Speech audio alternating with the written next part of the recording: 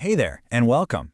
You ever stop and think about how the health problems our grandparents worried about are totally different from what's on our minds today? We're about to dive into this incredible, massive shift in what makes us sick and, maybe more importantly, what keeps us well. Let's get right into it. So just take a look at this. On one side, you've got these major historical villains, right? Smallpox, polio, things that were absolutely terrifying, but that we've mostly beaten back.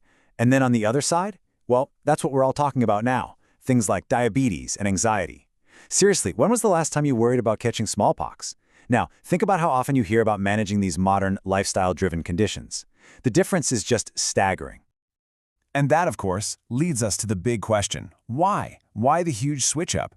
Figuring this out tells us a pretty amazing story about human progress, about how our lives have changed, and where we're headed next when it comes to our health.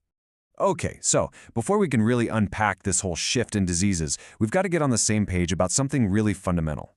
What does it actually mean to be healthy? You know, the answer is way bigger and more interesting than you might think. The World Health Organization gives us this incredible definition, and this just completely changes the game. See, it's not just about not having a cold or not having an illness. It's about actually actively thriving in every part of your life. And this is where it gets really cool, breaking that idea down. Health is like a three-legged stool. You've got your physical, your mental, and your social well-being, and they are totally connected. If one of those legs gets shaky, the whole thing can start to wobble. You know, think about it. You're stressed at work, right? That's a mental well-being thing.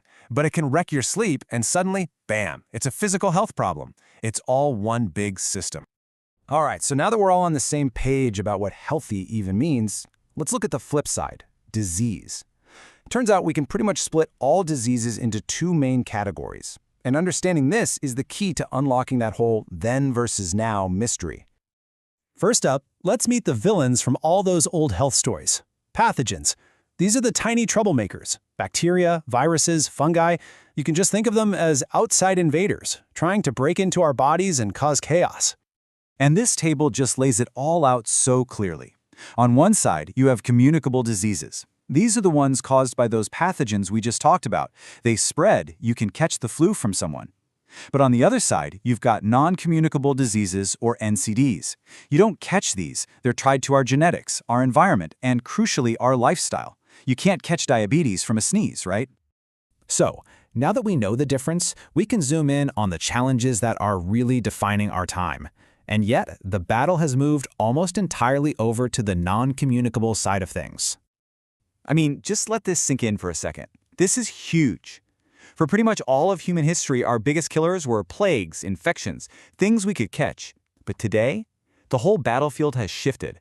In a massive country like India, the majority of deaths are now caused by NCDs. Our main health threat, it comes from within. Let's just put a number on one of these diseases. Diabetes. That number? 100 million. That's the estimated number of people in India living with diabetes right now. To give you some perspective, that's more than the entire population of Germany. This thing has just exploded in the last few decades. And here's another number that's directly tied to that diabetes crisis, 28.6%. That's almost a third of the country that's classified as obese. And obesity isn't just a number on a scale, it's like a major gateway to a whole bunch of other NCDs, especially diabetes and heart disease. You can see how these problems just start stacking up. So what's driving this perfect storm? Well, you guessed it. It's modern life. We move less, sitting at desks instead of working on farms. We eat way more processed foods packed with sugar and fat. We've basically engineered a world that's super convenient, but it's also kind of working against our own bodies. Okay, I know this all sounds a little doom and gloom, but hang on, because this is where the story gets really, really good. Yeah, these challenges are big, but the solutions, a lot of them are right in our own hands. This is about taking back control. If you need a little inspiration, just look at this timeline. This is such a powerful reminder of what humanity can do. We saw a terrifying enemy, we came together with science and a clear goal, and we won. We literally wiped an entire disease off the face of the earth. We've done it before. So what's the vaccine for today's big health threats? Well, it's not one single shot. It's our daily choices. It's a whole series of simple but incredibly powerful actions. And that's the real takeaway here, empowerment. The fight against smallpox needed this massive global medical campaign. But the vaccine for so many of today's problems, it's in what we choose to do every single day. We have a ton of personal control. So we're left with this, right? Prevention, in the form of a vaccine, conquered the diseases of our past. Today, prevention is in our hands. It's in what we eat, how we move, how we rest. The question for all of us is, what kind of health future are we going to choose to create? Thanks so much for joining me on this.